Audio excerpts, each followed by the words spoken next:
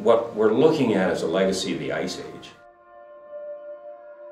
Permafrost and methane is a time machine. So what we're going to do is walk back in time. We're going to see old carbon, old bones, old environments, and none of those are in equilibrium with today's climate, so that's the problem. That world doesn't exist anymore, and it hasn't for 10,000 years. It was nicely and very delicately separated from this modern warmer climate by about this much moss. And when that moss goes away, whether for fire or for human disturbance or for warming, then all hell breaks loose.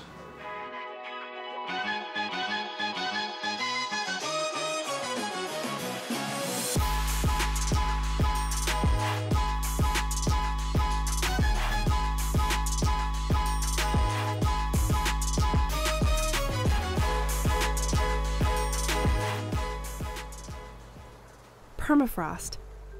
It's maybe the part of the cryosphere that's most out of sight and mind. It's fascinating how it formed in the first place and how it got loaded with so much carbon. In a minute, we'll go back underground with Matthew Sturm from the University of Alaska Fairbanks. But first, let's meet Peter Griffith, NASA's project manager for the Above campaign, which supports more than 70 science projects studying forest and tundra vegetation, wildfires, animals like birds, caribou, and Dall sheep, methane emissions from expanding northern lakes, and the impacts of climate change on people in Alaska, Canada, and around the world. Many of those projects have some direct connection to permafrost. Permafrost is the hidden cryosphere. It's the permanently frozen soil that surrounds the Arctic, all across Alaska, northern Canada, and then across Eurasia.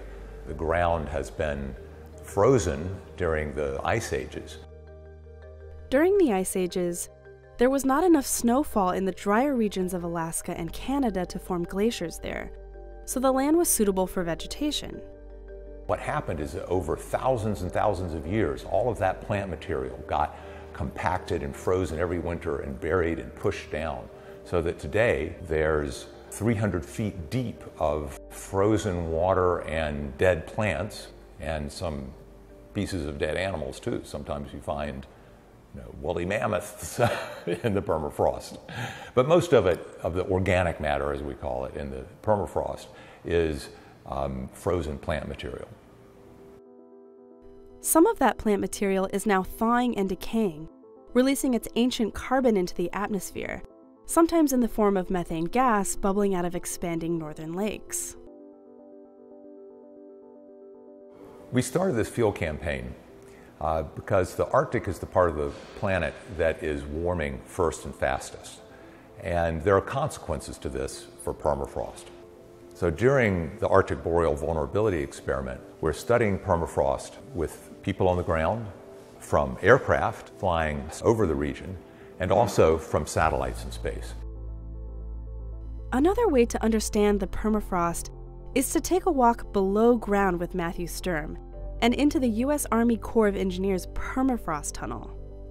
And they've dug this tunnel back into the side of a hill about 200 feet, and it goes sort of sloping down so that by the end of the tunnel you're about 100 feet underground, and you're surrounded by bones sticking out of the wall from the steppe bison and the mastodons that are frozen in it. There's sticks that are 40,000 years old, that you can touch with your hand. There's grass that's still green, that's tens of thousands of years old because it got frozen, right away, and it's never lost the green color. But as fascinating as it is to see these relics of an ancient era, or to see a tree split in half by thawing soil, or even to light a ball of methane on fire from under winter ice, at the end of the day, Peter and his colleagues want to know just how much organic matter is frozen in that permafrost, and how fast it might be released.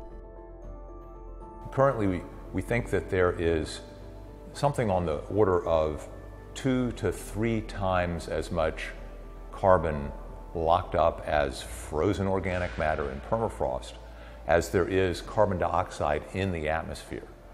So releasing all of that organic carbon from permafrost into the atmosphere would be a real game changer. That would be a tremendous transformation of the planet's atmosphere.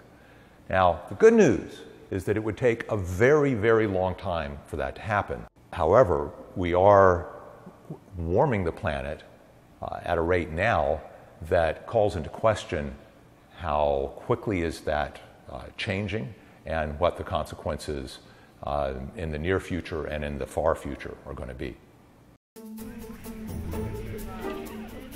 You're in the middle of a field somewhere in California at 4 in the morning. It's sort of surreal in a way, because you've put so much time into it for so long, and actually seeing it over there is like, whoa, you know, it's a big deal.